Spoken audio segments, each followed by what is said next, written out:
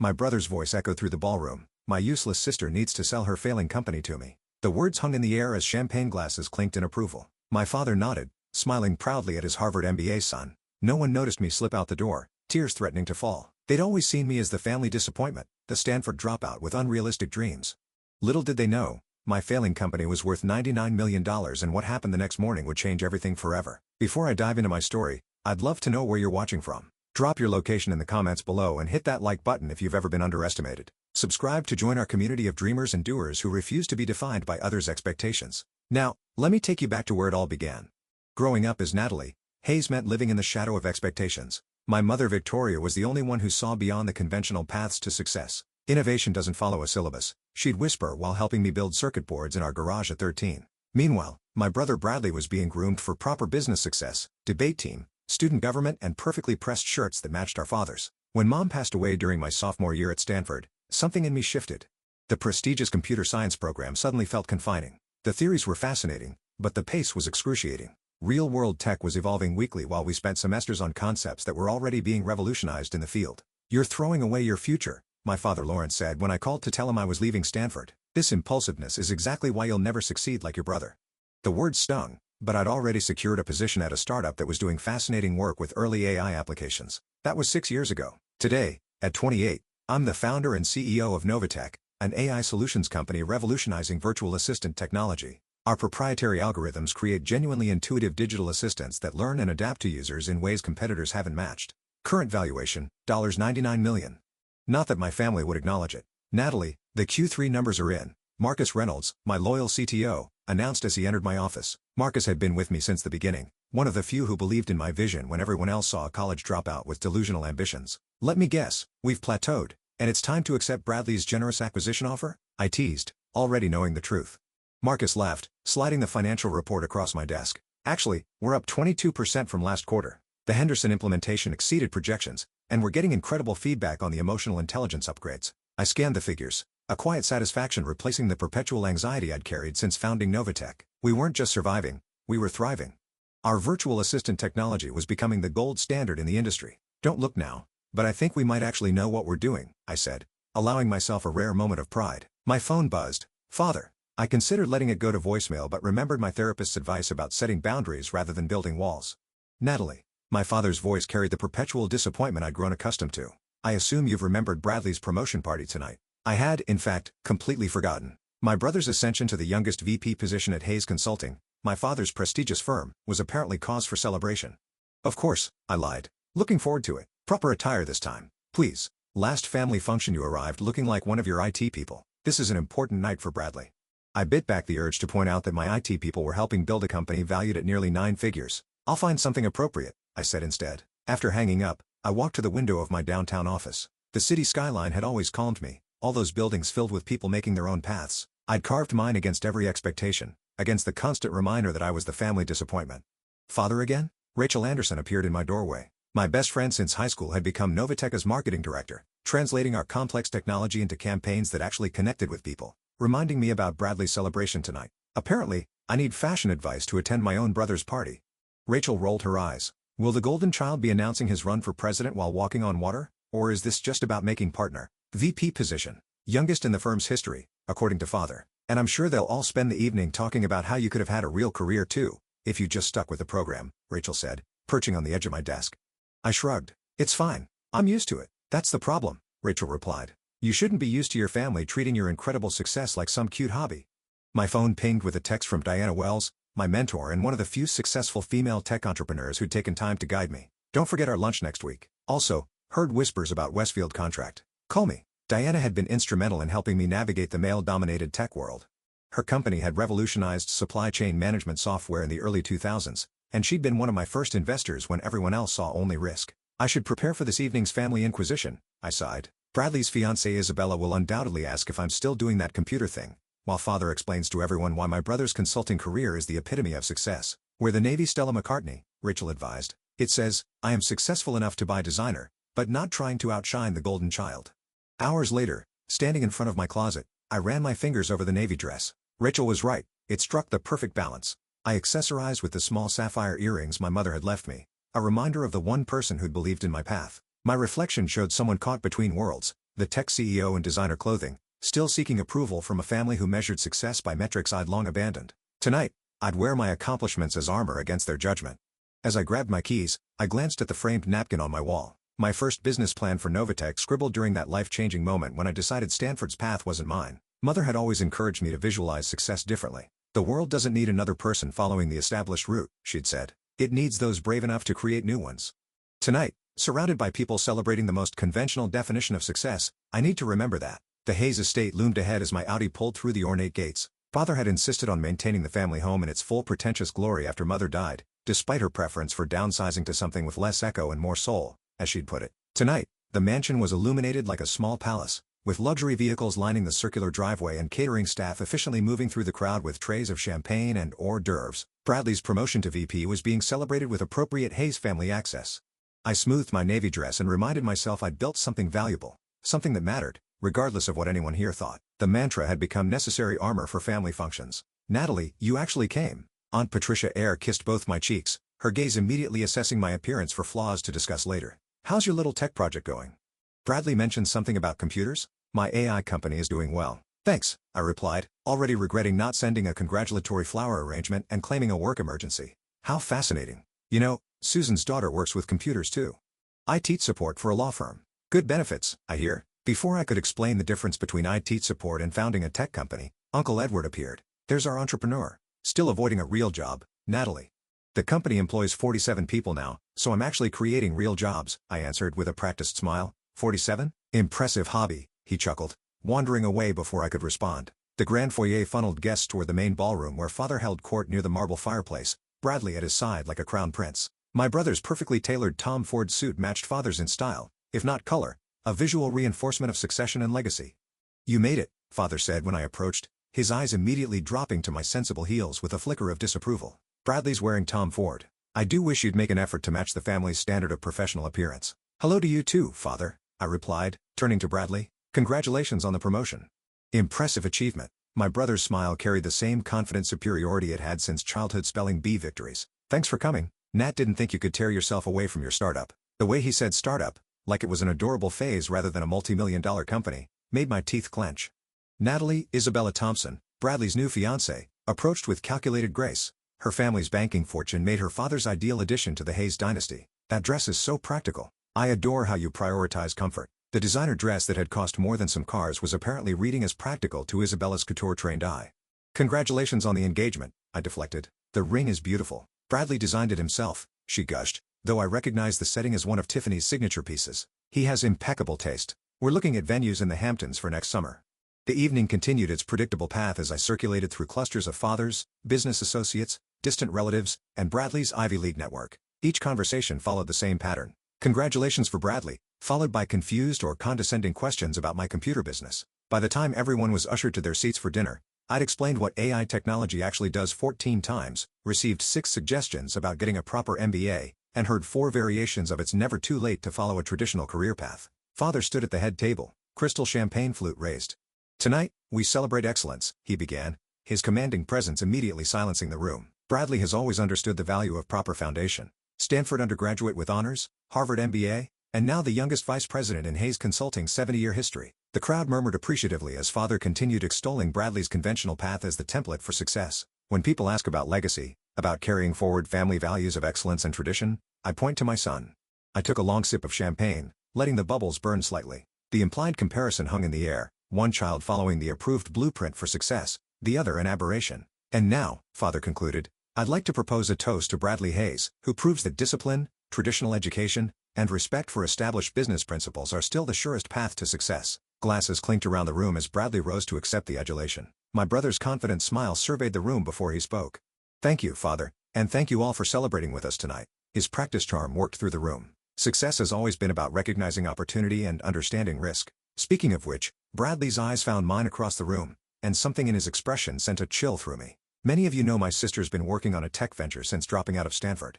A ripple of whispers moved through the room. "What you may not know is that Novatech has been burning through investment capital at an alarming rate while failing to deliver on its core technology promises." The room went silent. My hand froze around my champagne glass. "As family," Bradley continued, his voice carrying concern that didn't reach his eyes, "I feel responsible for protecting Natalie from further embarrassment in the business community. Therefore, I'm publicly extending an offer to acquire Novatech at 20% of its paper valuation. A generous offer given its current trajectory. Shocked faces turned toward me as Bradley delivered his coup de grace. My team at Hayes Consulting can integrate any salvageable technology while providing Natalie with a graceful exit from what has become, unfortunately, another cautionary tale about inadequate business foundation. The silence stretched for 3 unbearable seconds before father's voice cut through it. Very generous, son. The family takes care of its own. The room erupted in hushed conversations, pitying glances thrown my way. Isabella smirked slightly from beside Bradley. I sat perfectly still. A lifetime of Hayes family training preventing the scene my trembling hands wanted to create. Instead of throwing my champagne in my brother's face, instead of publicly challenging his blatant lies, I quietly placed my napkin beside my plate, stood, and walked out of the ballroom with as much dignity as I could muster.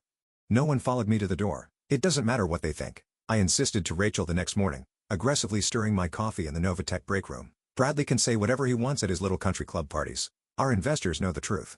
Rachel's expression said, she wasn't buying my forced nonchalance. Natalie, your brother publicly announced your company is failing at a party full of industry people with your father's endorsement. So, our numbers speak for themselves. I took a scalding sip, welcoming the physical discomfort as distraction from the emotional kind. Ms.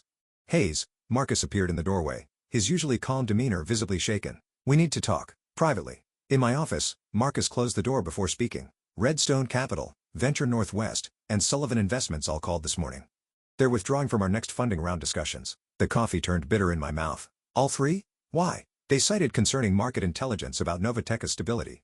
When I pressed for details, Sullivan mentioned hearing from family sources that our technology implementation timeline is unrealistic. My brother's smug face flashed in my mind. Bradley's been calling our investors. It appears so, Marcus confirmed. And they're listening because he's Hayes Consulting, Harvard MBA, father's golden child. I finished. While I'm the college dropout running a hobby business. My phone rang. Diana Wells. I put her on speaker. Natalie, what the hell is happening? I've gotten 3 calls this morning asking if Novatech is in trouble. Bradley happened. I explained the previous night's ambush. He's telling people we're failing. Diana's side carried years of experience navigating similar terrain. Listen carefully. Perception creates reality in this industry. If enough people believe you're in trouble, you will be regardless of your actual numbers. After promising to make some calls to counter the rumors, Diana hung up, leaving Marcus and me staring at each other across my desk. Team meeting in 30 minutes, I decided. We need everyone projecting absolute confidence.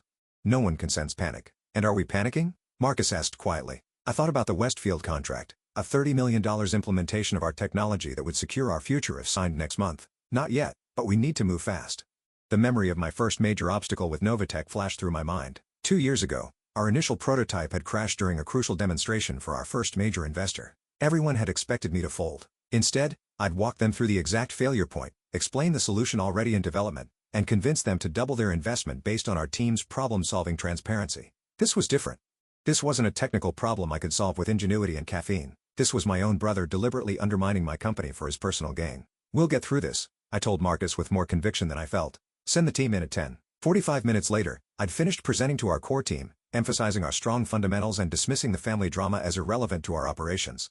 I was mid-sentence about the Westfield opportunity when my assistant Olivia knocked. Miss Hayes, Eric Sullivan is in reception. He says he needs to see you immediately. Eric Sullivan, the venture capitalist who just canceled our funding discussion, showing up unannounced couldn't be good. Find out what he wants, I told Olivia, then addressed the team. That's all for now. Project confidence in every email, call, and meeting. Questions about our stability are opportunities to showcase our growth. As the team filed out, I straightened my desk compulsively, trying to project the success I needed everyone to believe in. Eric Sullivan entered looking uncomfortable, never a good sign from someone who evaluated companies for a living. Eric, what brings you by? I thought we weren't talking until next quarter now. I kept my tone deliberately light. Natalie, I'll be direct. I've known you 3 years, and I've always appreciated your innovation.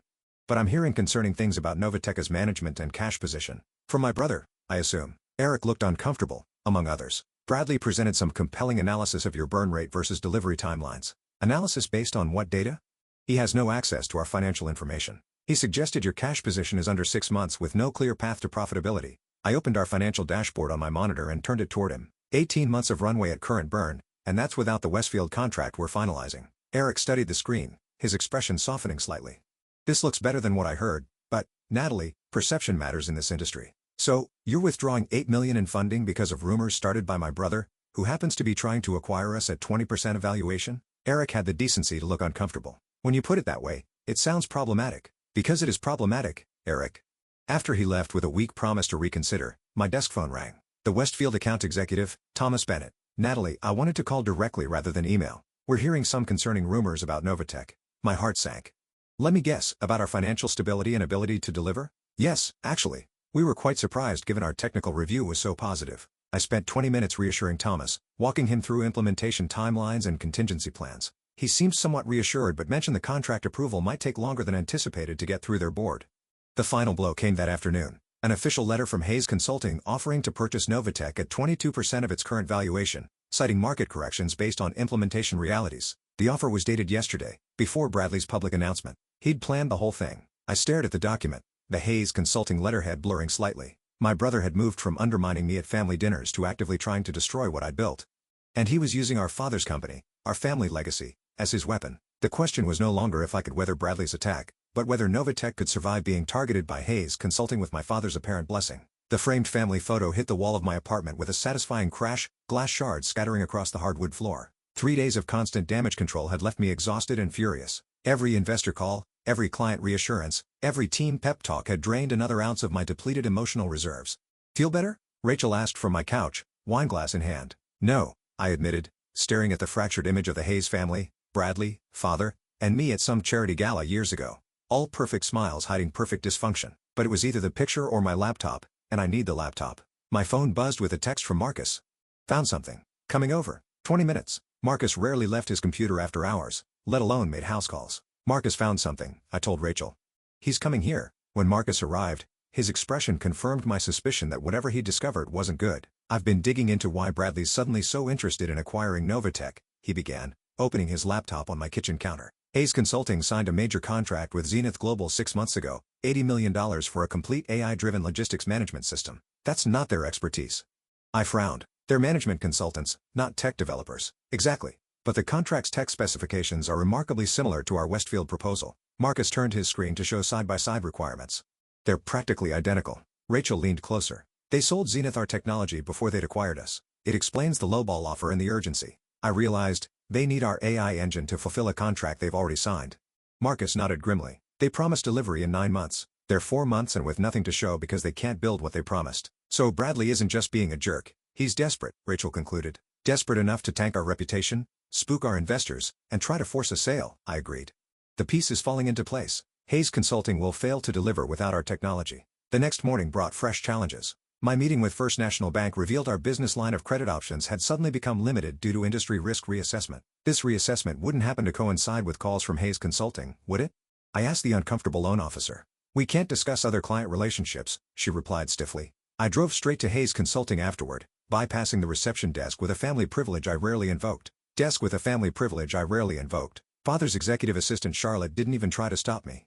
The pitying look on her face suggested she'd been expecting this confrontation. Father was alone in his office, reading glasses perched on his nose as he reviewed documents with the same stern concentration I remembered from childhood. Natalie. I assume this isn't a social call. He didn't look up. You're helping Bradley destroy my company. I remained standing, unwilling to take the visitor's chair and accept the power dynamic it implied. I'm helping Bradley salvage valuable technology before your inexperience wastes it completely. He finally met my gaze. This is business, not personal. It became personal when he publicly humiliated me at his party. It became personal when he started calling my investors with lies. Father removed his glasses. Bradley is protecting family interests. Hayes Consulting can utilize your AI technology effectively within our established business framework. You mean to fulfill the Zenith contract you can't deliver on your own? A flicker of surprise crossed his face. You've been well informed. You raised me to do my homework, I replied coldly. You and Bradley sold technology you don't own and can't develop. Now you're trying to acquire my company at a fraction of its value to save yourselves. We're offering you a graceful exit from a situation that's becoming untenable. Father's tone carried the familiar disappointment. Your company is losing investor confidence daily, because Bradley is deliberately undermining it. Because the market recognizes when a company lacks proper leadership foundation. He stood, signaling the conversation was ending. The offer increases to 25% evaluation if you accept within the week. After that, we'll pursue other options. What other options? I demanded. Your lead developer Jessica Thompson had an interesting conversation with our HR department yesterday. She was quite impressed with our compensation package. The threat was clear. They'd start poaching my team if I didn't sell.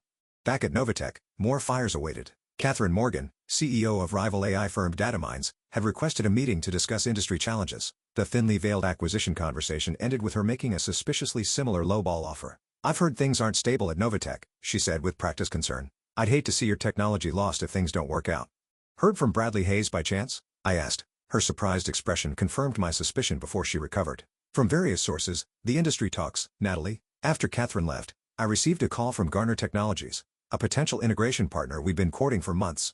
Their technical team had loved our AI engine, but now their CEO was reconsidering the alignment. Your technology is impressive, he began cautiously, but we need confidence in our partner's stability. My temper finally snapped, and I suppose Hayes Consulting reached out recently to express their concerns about that stability. I'm not at liberty to discuss. Let me save us both time, I interrupted.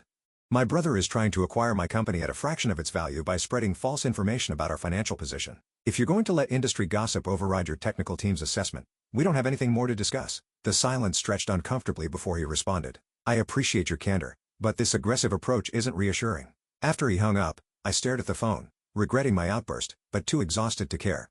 Marcus appeared in my doorway, concern evident. We need to talk about the development timeline, he said quietly. What's wrong now? Nothing's wrong exactly, but I've been thinking, if we accelerate the adaptive learning algorithm for the next release, we could demonstrate capabilities that Hayes Consulting can't possibly replicate. The idea had merit, showing the market exactly what Bradley was so desperate to acquire might neutralize his narrative.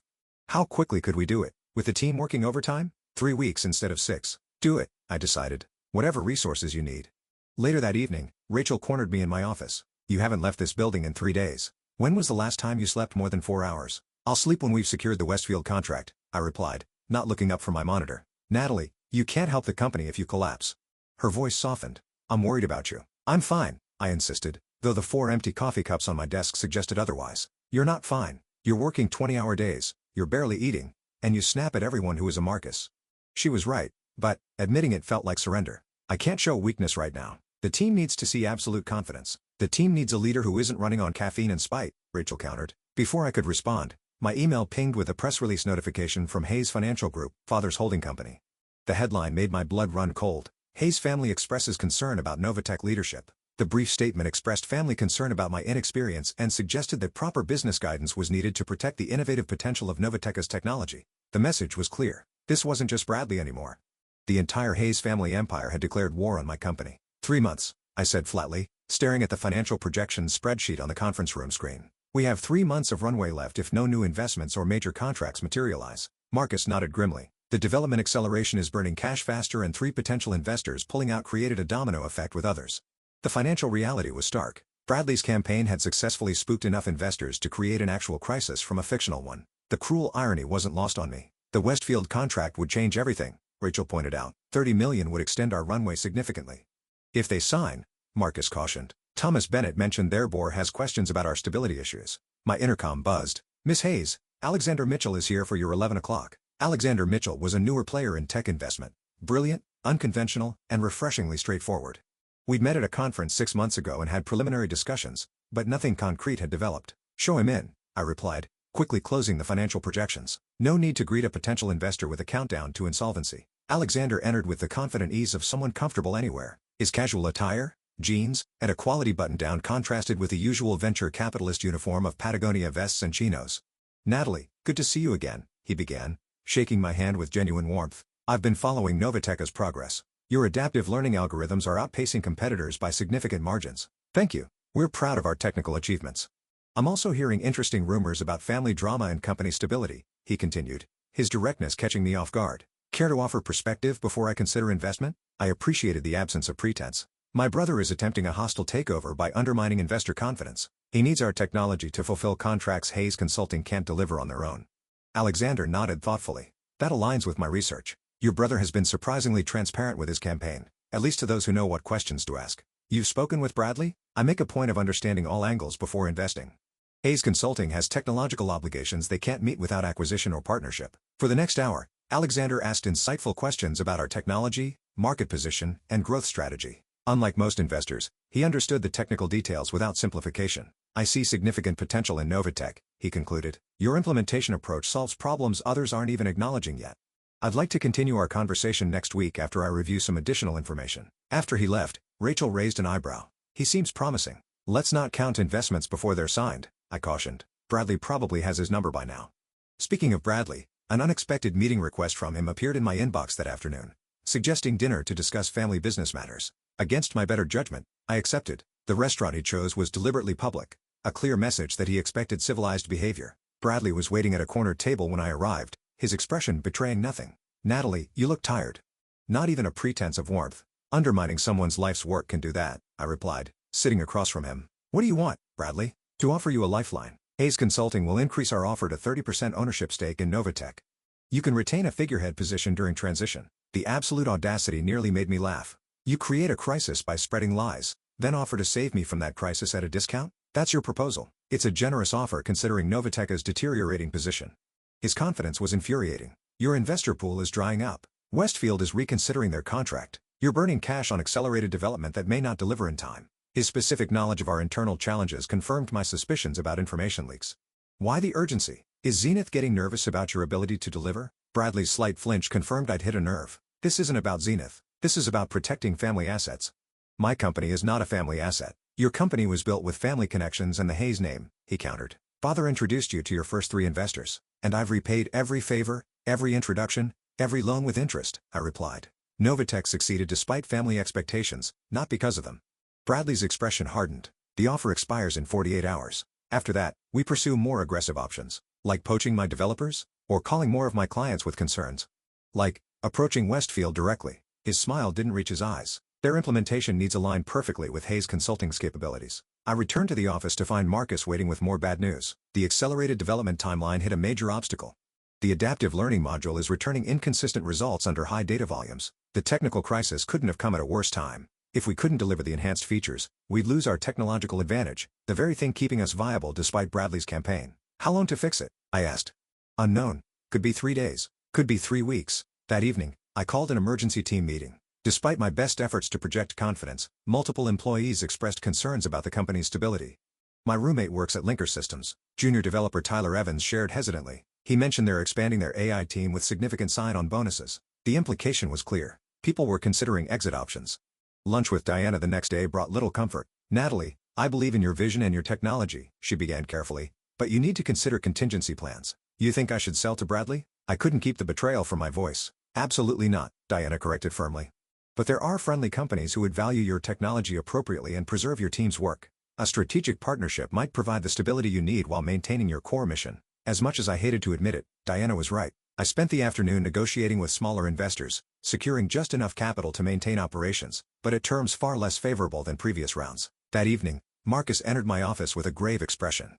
Westfield called. They want to reassess timeline expectations after consulting with industry partners. Bradley got to them, I translated. Their VP of operations mentioned Hayes Consulting specifically. I closed my eyes, the weight of compounding crises becoming nearly unbearable. My phone pinged with an email from Bradley. An updated offer, now 25% evaluation but with a 24-hour deadline. The walls were closing in from every direction. The Novatech office was eerily silent at 3 a.m., empty except for the occasional of servers and the soft glow of emergency lighting. I sat alone at my desk, staring at financial projections that refused to improve no matter how many times I adjusted the variables. Sleep had become a distant memory.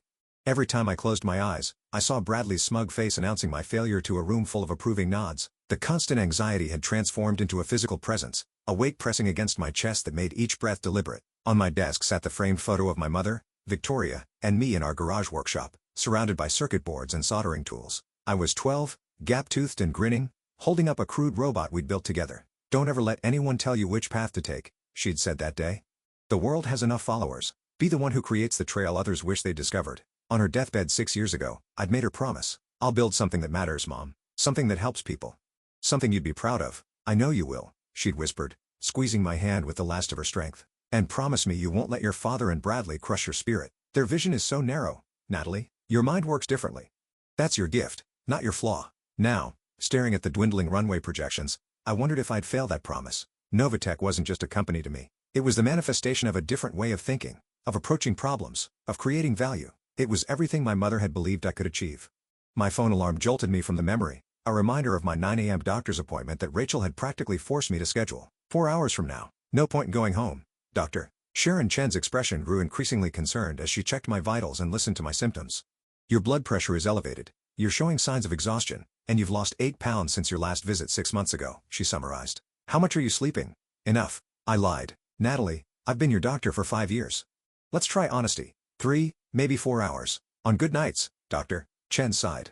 Your body is telling you something important, and you're ignoring it. This level of stress and sleep deprivation has serious consequences. Compromised immune function, cognitive impairment, increased risk of cardiovascular issues. I don't have time to be sick, I replied. My company is fighting for survival, and it needs you functioning at your best, she countered, writing a prescription. Mild sleep aid.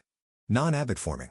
And I wanted to commit to at least 6 hours of sleep and 3 proper meals daily. I took the prescription knowing I probably wouldn't fill it. Sleep wasn't a luxury I could afford when every hour might determine Novatech's survival. Back at the office, Marcus was waiting with an expression that told me the news wasn't good. Jessica Thompson gave notice this morning, he said, referring to our senior AI architect, along with Greg Parker and Michelle Wilson, 3 key team members, all irreplaceable in the short term. Hayes Consulting? I asked, already knowing the answer. Marcus nodded. Double their current salaries, guaranteed 2-year contracts, and significant signing bonuses. Bradley's not even pretending anymore, I said bitterly. He's just strip mining our talent. The accelerated development now seemed impossible. Without Jessica leading the AI architecture, we'd lose weeks just reorganizing the team. Greg and Michelle's departure created critical gaps in our development workflow. That afternoon, we attempted to demonstrate our enhanced AI feature to Alexander Mitchell. The system crashed 3 minutes into the presentation, returning nonsensical responses to basic queries. I apologize for the technical difficulties, I said, mortification burning through my exhaustion. We're implementing significant upgrades that sometimes create temporary instabilities. Alexander's expression remained neutral. Innovation is messy. I understand that better than most investors. After he left, Rachel found me in the server room, staring blankly at blinking lights as if they might reconfigure themselves into solutions. Natalie, this can't continue, she said gently. You haven't slept properly in weeks. The team is seeing it. I'm seeing it. I'm fine, I insisted automatically. You're not fine. You're killing yourself trying to save a company that needs its leader healthy and clear-headed.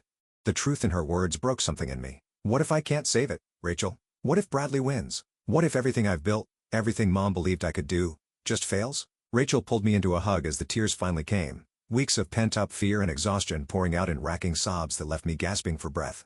Failure would be surrendering your vision to become what they always wanted you to be, she whispered. Sometimes the bravest thing is knowing when to change course to preserve what matters most. The next morning brought an unexpected development, a surprisingly reasonable acquisition offer from Catherine Morgan at Datameans. The terms valued Novatech at 60% of its pre-crisis valuation, far below what we were worth, but significantly better than Bradley's predatory offer. We'd integrate your core technology into our enterprise solutions, Catherine explained over the phone.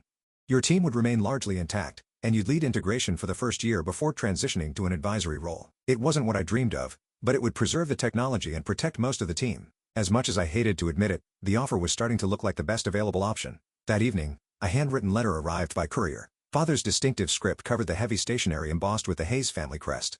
Natalie. It began without preamble. Family relationships need not be permanently damaged by business disagreements. Your mother would have wanted harmony restored to our family. Bradley's offer represents the most sensible path forward, ensuring your work continues under proper guidance while restoring family unity. I urge you to make the rational choice before options diminish further. The manipulation was so transparent it would have been laughable if it weren't so painful, invoking mother while simultaneously dismissing everything she believed about my potential. The following day, I arrived at the office to find Bradley waiting in reception, his tailored suit and polished demeanor jarringly out of place among our startup aesthetic. I thought I'd see how my investment is doing, he said with casual cruelty, glancing around at the open workspace. Hayes Consulting prefers a more professional environment, but we can address that during reorganization. We haven't accepted your offer, I reminded him coldly. Yet, he replied with absolute confidence. Your runway is, what, 10 weeks now? The Westfield contract is stalled indefinitely. 3 key developers started at Hayes yesterday. The smart move is to negotiate terms while you still have leverage. That night, alone in my apartment, I stared at Bradley's contact information on my phone screen. Tears streamed silently down my face as my finger hovered over the call button. One conversation, one surrender, and the nightmare would end. Novatech would become a footnote in Hayes Consulting's annual report.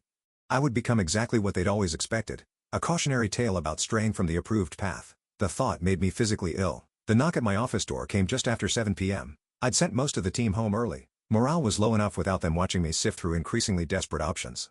We're closed, I called, not looking up from my laptop. Natalie, it's Isabella. Isabella Thompson, Bradley's fiancée, was the last person I expected to see at Novatech. I reluctantly opened the door to find her looking uncharacteristically disheveled, her designer handbag clutched tightly against her chest.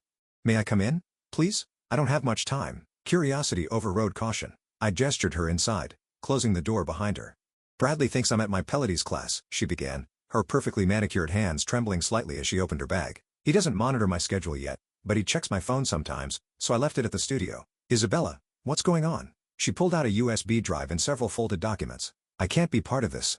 What they're doing to you, it's wrong.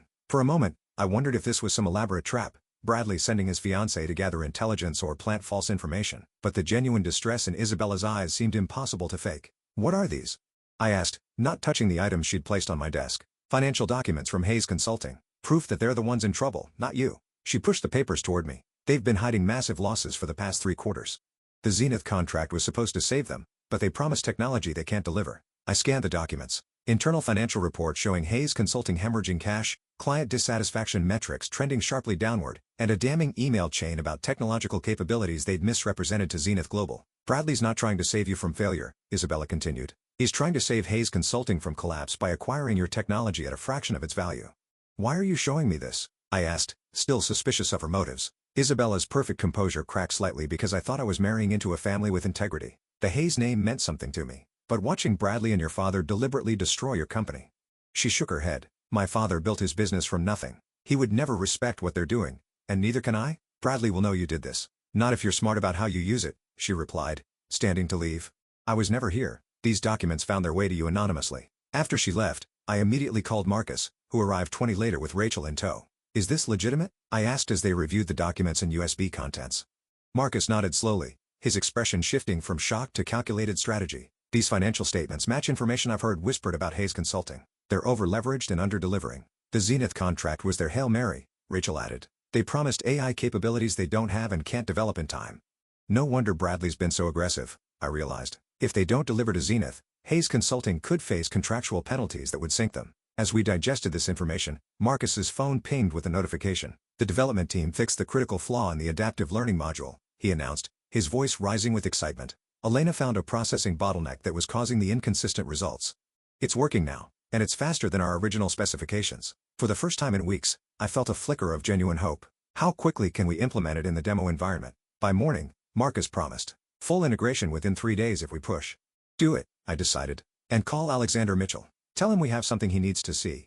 The next day brought a whirlwind of activity. Alexander arrived for a private demonstration of our fixed AI technology, watching with increasing interest as the system processed complex queries with unprecedented speed and accuracy. This is remarkable, he said finally. The adaptive learning curve exceeds anything I've seen in the market. We solved the bottleneck issue yesterday, I explained, deliberately not mentioning the information about Hayes Consulting. If Alexander was going to invest, it needed to be based on our technology's merit, not our competitor's weakness. I'd like to discuss investment terms, he said after the demonstration concluded. Your valuation has been artificially depressed by market manipulation. I believe fair terms should reflect your actual technological position, not temporary perception issues. Meanwhile, Diana arrived for a strategy session, her expression shifting from concern to calculated determination as I shared Isabella's revelations. This changes everything, she said, pacing my office. Bradley's been playing offense when he should have been playing defense. We can use that. Together, we crafted a plan that turned Bradley's tactics against him, not through public accusations or messy confrontation, but through strategic countermovement. That evening, I called the remaining team together for an honest conversation. No more forced optimism or vague reassurances. Novatech is at a crossroads, I began. The attacks on our company weren't random market forces. They were deliberate actions by people who want our technology without paying for it. I explained the situation candidly, sharing both the challenges and our emerging counter-strategy. I can't promise this will be easy, but I can promise it's worth fighting for. Anyone who wants to step away, I understand completely. No hard feelings, glowing recommendations. To my surprise, no one moved toward the door. Senior developer Kyle Turner spoke first. Jessica called me yesterday. She already regrets leaving, says Hayes Consulting is a bureaucratic nightmare with impossible technical expectations. Others nodded in agreement. The solidarity was overwhelming. The next morning, an anonymous industry leak appeared in TechWire, a respected industry publication, detailing Hayes Consulting's technical failures and desperate acquisition attempts. The article never mentioned Novatech specifically, but the implications were clear to anyone following the situation. By afternoon, 3 separate sources had picked up the story, creating a wave of industry speculation about Hayes Consulting's ability to fulfill their contractual obligations. I watched from the sidelines, neither confirming nor denying any connection to the leaks. While Bradley scrambled to contain the narrative, we arranged a private demonstration of our fixed AI technology for Westfield executives. Thomas Bennett brought his CTO and 2 board members to see firsthand what our system could deliver. This exceeds the specifications in our original discussions, the CTO acknowledged, visibly impressed. The adaptive learning capabilities would significantly enhance our customer experience metrics. That evening, searching through a box of my mother's belongings I'd never fully unpacked, I discovered her old business journal. Flipping through pages of her elegant handwriting, I found an entry from just months before her diagnosis. Success isn't measured by others' recognition, but by the integrity of your vision. When the world pushes against your ideas, that's not a sign to abandon them. It's confirmation you're creating something truly new. The greatest innovations always face the fiercest resistance. The words felt like a message across time, my mother's wisdom finding me exactly when I needed it most. The Westfield contract signing ceremony was deliberately understated. Just key executives, legal representatives, and core team members gathered in our conference room. No press, no announcement until the ink was dry. The revised agreement had expanded from the original $30 million to $45 million based on our enhanced AI capabilities with an accelerated implementation timeline.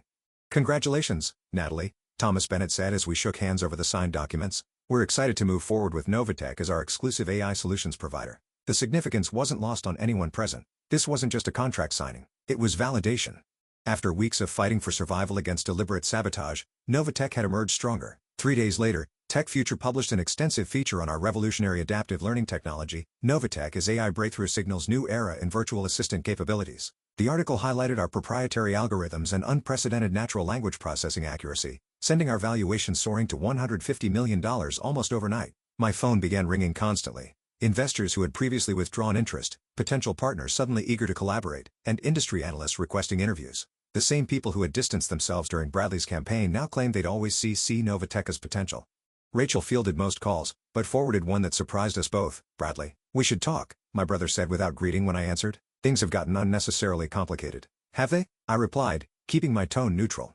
"Seems pretty straightforward to me." "The Westfield contract was impressive," he conceded reluctantly. "Hayes Consulting would like to discuss partnership opportunities instead of acquisition. We have complementary market positions." The desperation beneath his business-like proposal was palpable. The leaked information about Hayes Consulting's technical failures had created exactly the kind of perception crisis Bradley had tried to manufacture for Novatech. "I'll have my assistant check my calendar," I responded coolly, "though I should warn you, our partnership terms have changed significantly since your last offer." The following week, Father requested a meeting at his office. I arrived deliberately 10 minutes late, dressed in the confidence of recent success rather than seeking approval. "The Westfield implementation is impressive," he began, awkwardly navigating unfamiliar territory, acknowledging my accomplishment. Bradley showed me the technical specifications. "Very innovative approach." "Thank you," I replied simply, not filling the uncomfortable silence that followed. Father cleared his throat. "I may have been hasty in my assessment of Novatech's viability. Traditional business models don't always apply to technological innovation." It was the closest thing to an apology I'd ever received from Lawrence Hayes. Part of me wanted to make him work harder for forgiveness to acknowledge exactly how much damage his actions had caused. But looking at him, older and suddenly less imposing behind his massive desk, I realized the victory had already been won. "Mom would have enjoyed seeing the technology finally come together," I said instead. "She always believed in approaching problems from unexpected angles." A shadow of genuine regret crossed his face. "Victoria saw things in you that I missed. She understood your mind worked differently than mine or Bradley's. She understood it wasn't different, just differently valuable." That evening, we held a celebration for the Novatech team who had remained loyal through the crisis. Marcus received special recognition for his unwavering support and technical leadership that had saved our accelerated development timeline. "To the people who believed when belief was hardest," I toasted, looking around at the faces that had become family.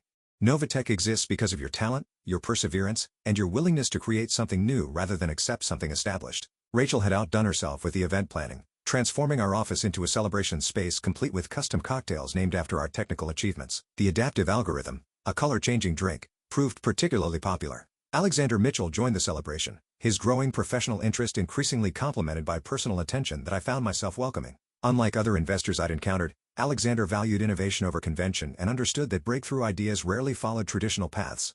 "I knew you'd weather the storm," he told me quietly during a moment away from the crowd. "Your determination was evident from our first meeting. The technology is brilliant, but the vision behind it is what makes Novatech exceptional." 2 months later, I delivered the keynote address at Tech Forward, the industry's premier innovation conference. Standing before thousands of technology professionals, I shared Novatech's journey without sugarcoating the challenges.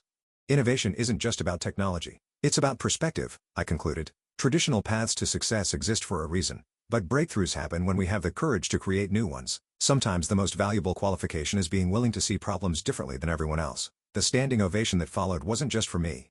It was for everyone who'd ever been underestimated, sidelined, or dismissed for approaching success differently than expected. In the audience, I spotted Father and Bradley, their expressions a complex mixture of pride, respect, and lingering discomfort with my unconventional success. We weren't a healed family. Too much had happened for simple resolution, but we were establishing a new dynamic based on earned respect rather than expected conformity. 6 months after the crisis, Novatech's valuation reached $250 million. The Westfield implementation had exceeded expectations, creating a wave of interest from enterprise clients seeking similar transformative AI solutions. We expanded to 78 employees, with Jessica Thompson returning as our AI architecture director after a brief, unsatisfying stint at Hayes Consulting. In honor of my mother's memory, I established the Victoria Hayes Innovation Scholarship for female tech dropouts with promising ideas. The first recipient, a brilliant 20-year-old who left MIT to develop algorithmic solutions for climate change prediction, reminded me of myself 5 years earlier, passionate, determined, and completely uninterested in following established paths. You're changing the narrative about what success looks like, Diana told me over lunch, now both mentor and friend. 5 years ago, dropout was the first word in your professional description. Now, it's barely a footnote. Mom would have loved that, I replied, thinking of her journal entry that had found me at my lowest moment. She always said the world needs trail creators more than trail followers. As Novatech continued expanding, that remained our core philosophy, not just developing technology, but developing new ways of thinking about what technology could achieve. The path hadn't been easy, but it had been authentic. And, in the end, that had made all the difference. Have you ever been underestimated like Natalie, or had to fight against people who tried to diminish your dreams? I'd love to hear your stories in the comments below. Sometimes our greatest strength comes from proving others wrong about what we're capable of achieving. If this story resonated with you, please hit the like button and subscribe to our channel for more inspirational journeys of resilience and success against the odds. Remember to share this video with someone who might need encouragement to stay true to their unique path. Thank you for watching. And remember, sometimes the people who tell you that you're doing it all wrong are just afraid you've discovered a better way. Keep building your vision, even when others can't see it yet.